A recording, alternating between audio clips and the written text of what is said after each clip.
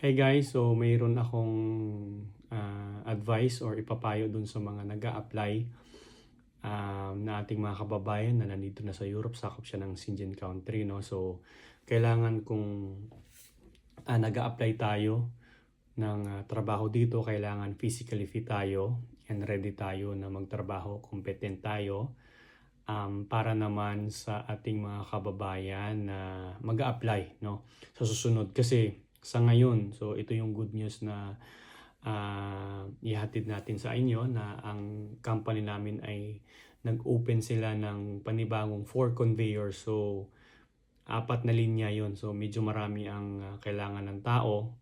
So extension yan ng production. So we're expecting new employee to come, pero hindi lang, I think hindi lang Filipino, but I'm sure kasama yung mga Filipino dyan na i-hire ng company namin. So, yung masasabi ko lang, pag nag-apply kayo, kailangan buo ang inyong loob. Huwag kayong magdadalawang isip, kasi pag nagdadalawang isip kayo, doon kayo nagkaroon ng problema.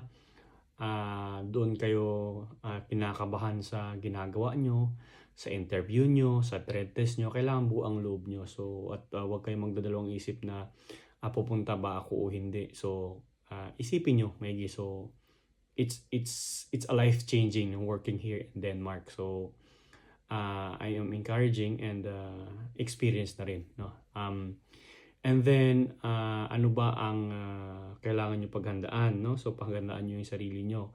Kailangan magpalakas, kasi once na under kay ka blue collar, na sinasabi ko sa vlog ko na kapag kayo ay nagkasakit or na hospital or something may nangyari sa iyo, under observation kayo, kasi fast scheme visa ang iyong una na pupunta dito, ay kayo ay i-terminate agad at pabalikin kayo ng kung saan kayo nanggaling na bansa.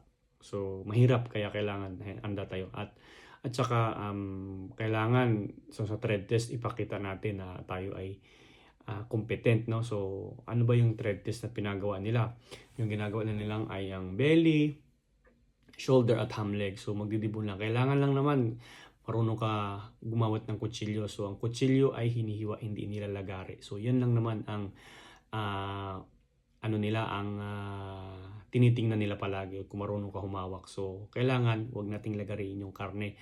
Kailangan using the knife, we have to slice the meat, not to the meat. So yun lang yung ang mapapayo ko. And pagdating natin dito, ipakita natin na tayo ay